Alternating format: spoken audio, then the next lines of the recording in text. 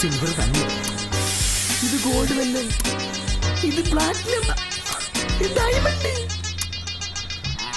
ഒന്നിനൊന്നി എനിക്കൊരു കാര്യം പറയാനുണ്ട്. ഇന്നത്തെ കളി മോശമില്ല, നവരത്നം തന്നെ. അരി വറക്കാൻ അറിയോ? അരി വറക്കാൻ അറിയാവോ? പറയാ, അഥവാ വറക്കാൻ അറിയാമെങ്കിൽ പച്ചരി വറുത്തു, യാതൊരു കുഴപ്പമില്ല. പക്ഷെ ഞാൻ മോഹവില കൊടുത്ത് മേടിച്ചു വെച്ചിരിക്കുന്ന ഈ ഭഗവതിപുരം മട്ടേരിയെ എന്റെ നെഞ്ചത്തിന് അടുപ്പൂട്ട് വറക്കണോ കിട്ടൂപ്പേ. അല്ല പിന്നെ ഇന്നത്തോട് കൂടി തന്റെ വായിലോട്ടം ചോര ഊച്ചി കുടിക്കുന്ന നിർത്തിയില്ലെങ്കിലേ നിന്റെ കണ്ണെ കുത്തി കുടിക്കണ കോപ്പനിട്ടൂപ്പേ. കിന്നരിച്ച് നിന്ന് സമയം കളയാതെ വേഗം വരണം കേട്ടോ. വാ. ഇതുപോലെ ഉണ്ട് ഞരമ്പ് രോഗികള്. വെറുതെ നിനക്കെന്താ പറയാനുണ്ടെന്ന് പറഞ്ഞേ? ഷാരൂഖ് എന്ത് തീരുമാനിച്ചു? എന്ത് 10 മിനിറ്റ് കഴിയുമ്പോൾ അടുത്ത ട്രിപ്പ് പോകണം? എന്ത് പറഞ്ഞാലും ഒരു തമാശ. നമ്മൾ തമ്മിലുള്ള ഇഷ്ടം എന്റെ വീട്ടുകാരറിഞ്ഞാൽ എന്താ സംഭവിക്കാന്നറിയോ? കൊന്നാളെയും. നമ്മുടെ കല്യാണത്തിന് ഒരിക്കലും എന്റെ വീട്ടുകാർ സമ്മതിക്കില്ല. അതുകൊണ്ട് ഉടനെ ഒരു തീരുമാനം എടുത്തേ പറ്റൂ. എന്റെ അനു ഉടനെ ഒരു തീരുമാനം എന്നൊക്കെ പറഞ്ഞാൽ അതിപ്പോ ഒരു വീട്ടുകാർ എനിക്ക് ഒരു കല്യാണം ആലോചിക്കുന്നുണ്ട്. അടുത്ത ആഴ്ച ഭഗവതിക്കാവ് ഉത്സവം കഴിഞ്ഞാൽ മിക്കവാറും അവരെ തുറപ്പിക്കും. ഇനി എന്ത് ചെയ്യണമെന്ന് ഷാരൂഖ് തീരുമാനിക്കേണ്ടത്. അല്ല,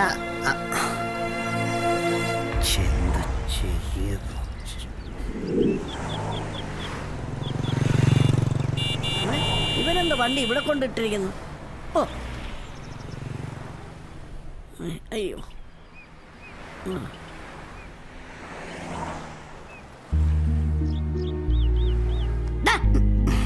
നീയായിരുന്നു എന്താ ഇത്ര ആലോചന? കാര്യങ്ങളൊക്കെ കുഴഞ്ഞു പറഞ്ഞ മട്ടാന ചന്തു. എന്താ? അനുവിന്റെ കല്യാണം ഉറപ്പിച്ചു. ഉടനെ അവളെ കല്യാണം കഴിക്കണമെന്ന് അവൾ എന്നോട് പറയുന്നു. ആ സന്തോഷമുള്ള കാര്യല്ലേ? പക്ഷെ പിന്നീടുള്ള നിന്റെ കാര്യം ആലോചിക്കുമ്പോഴാ ഒരു സങ്കടം. എന്താ?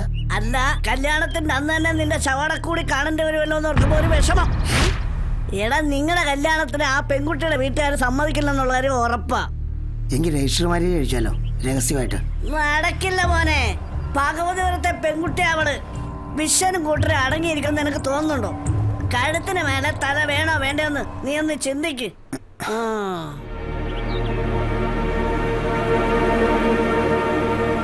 അങ്ങനെ പേടിച്ച് പിന്മാറുന്നവനല്ല ഈ ഷാരൂഖ് ഖാൻ. എന്താ ചെയ്യേണ്ടതെന്ന് എനിക്കറിയാം.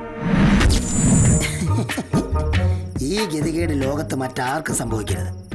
സ്നേഹിച്ച പെണ്ണിനെ സ്വന്തമാക്കാൻ സാധിക്കാത്തത് കൊണ്ട് ആത്മഹത്യ ചെയ്യേണ്ടി വരിക വല്ലാത്തൊരു ദുർഗതിയാ. ബിരിയാണിയും പഴവും മുട്ടയും. ഒരു വഴിക്ക് പോകുമ്പോ വിശന്നിട്ട് പോകണ്ടല്ലോ. ഇനി തുടങ്ങാം. ആരെങ്കിലും ഒരാളും കൂടെ കഴിക്കാനുണ്ടായിരുന്നു എന്ത് രസമായനെ. ചാകാൻ നേരത്ത് ഒരു തെണ്ടിയും കൂട്ടുണ്ടാവില്ലെന്ന് പറഞ്ഞത് ശരിയല്ല. ഇതിനകത്തൊന്നും ഇല്ലേ? ആ, ഇതിലോ? ആ,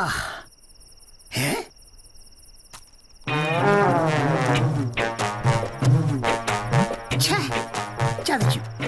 ആ ഹോട്ടലുകാരൻ സതീശൻ എന്നെ ചതിച്ചു. അല്ല, അവൻ പണ്ടേ ഉടായ്പാണെന്ന് എനിക്കറിയാം. അല്ല പിന്നെ 4 ചിക്കൻ ഫ്രൈയുടെ കാശ് മേടിച്ചവൻ 2 ചിക്കൻ ഫ്രൈ വെക്കൂ. എടാ സതീശ, ഞാനൊന്ന് മരിച്ചോട്ടടാ, നിനക്കിട്ട് ഞാൻ പണി തരുവടാ.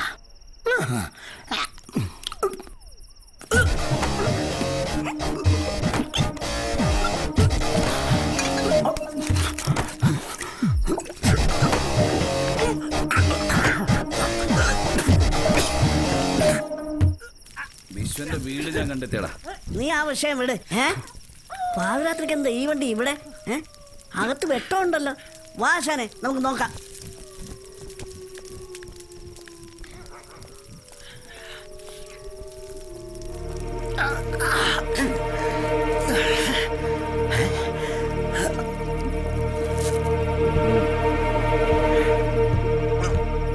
എന്താടാ? എന്തിനാണ് ഈ കുരുക്ക്? എടാ ചന്തു, ഞാൻ ചാകാൻ പോടാ. ഇപ്പൊ അതിന് മാത്രം എന്താ ഉണ്ടായേ? അനുവിന്റെ കല്യാണം ഉറപ്പിച്ചു. ഓ, അപ്പൊ അതാണല്ലേ കാര്യം. ആശാനെ, ഭഗവതിയുടെ പെങ്കൊച്ചനെയാണ് ഇവൻ പ്രേമിക്കുന്നത്. അതെ, വിശ്വന്റെ നാടാ. അവിടെ ഒരു പെണ്ണ് പ്രേമിച്ച് കല്യാണം കഴിക്കാൻ വിശ്വനും കൂട്ടനും സമ്മതിക്കില്ല. അഥവാ അങ്ങനെ ആരെങ്കിലും ചെയ്താൽ അവൻ അവരെ കൊത്തി അറിയും. ആശാനെ, ഇവൻ എന്റെ സ്വന്തം കൂട്ടുകാരനാ. പേര് ഷാരൂഖ്. എടാ, നിനക്ക് എന്താ പ്രശ്നം ഉണ്ടെങ്കിലും ഈ പുലി നിന്നെ സഹായിക്കും. എടാ, ഇവൻ ഇനി നിന്റെ കൂടെ കൂട്ടുകാരനാ.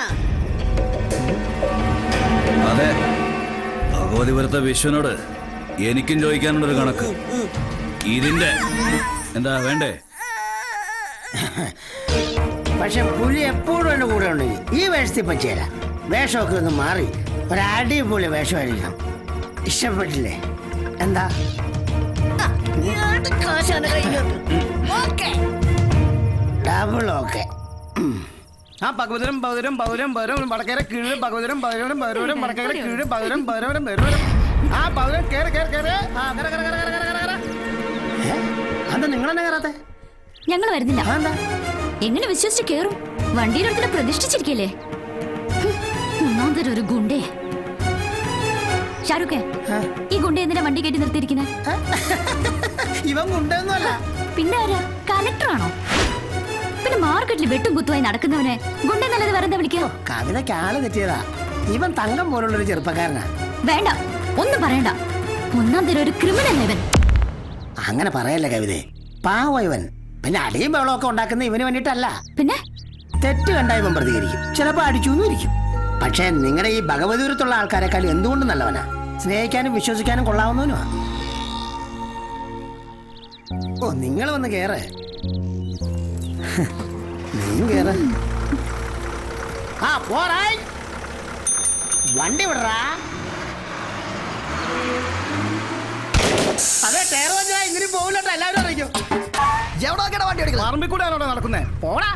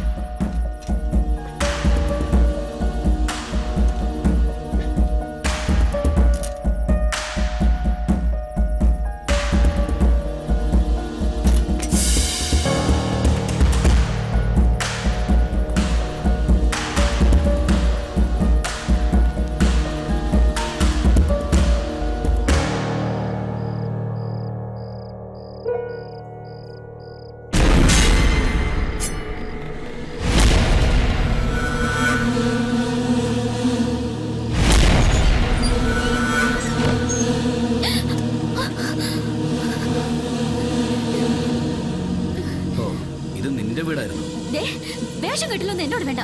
എനിക്കറിയാം തന്റെ ഉള്ളിലിരിപ്പ്. പക്ഷെ അതിന് ഈ കവിത കിട്ടില്ല. പോയേ, ഇല്ലെങ്കിൽ ഞാൻ അച്ഛനെ വിളിക്കും.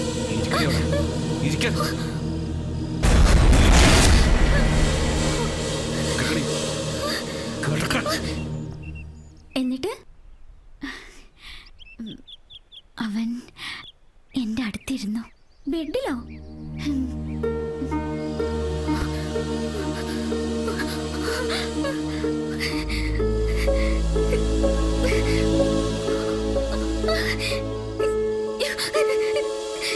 നിങ്ങളെന്താ കാണിക്കാൻ പോണെ?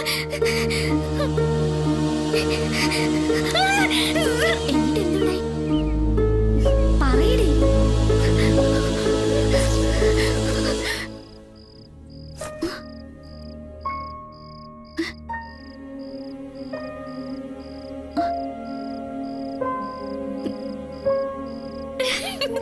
സ്വപ്നായിരുന്നു. അവൻ വന്നു എന്നുള്ളത് സത്യ. പക്ഷെ ബാക്കിയെല്ലാം സ്വപ്നമായിരുന്നു. എങ്കിൽ പിന്നെ കുറച്ചുകൂടെ അപ്പുറത്തേക്ക് സ്വപ്നം കണ്ടുകൂടായിരുന്നോടി. വെറുതെ ആശിപ്പിച്ചു.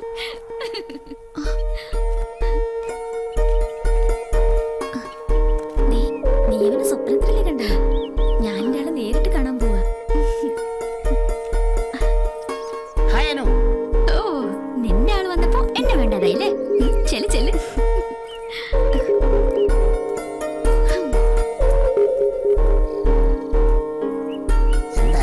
സംസാരം എന്താ ഗുണ്ടയുടെ ഒരു ഗമ.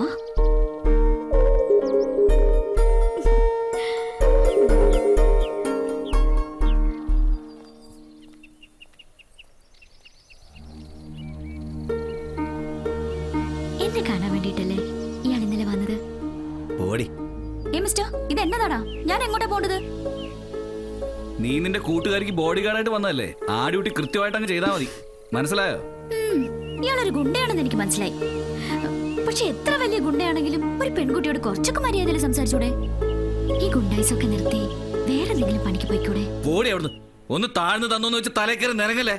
പുലി ഷാറുഖിനെ കൊണ്ടുപോകുന്നില്ലേ? ജീവനി കൊതിയുണ്ടെങ്കിൽ അവനങ്ങ് വന്നോളും. ഇല്ലെങ്കിൽ അവന്റെ ഡെഡ് ബോഡി പാഴ്സൽ അയച്ചാൽ മതി. നിന്നെ നന്നാക്കി എടുക്കാൻ പറ്റുമെന്ന് ഞാനൊന്ന് നോക്കട്ടെ.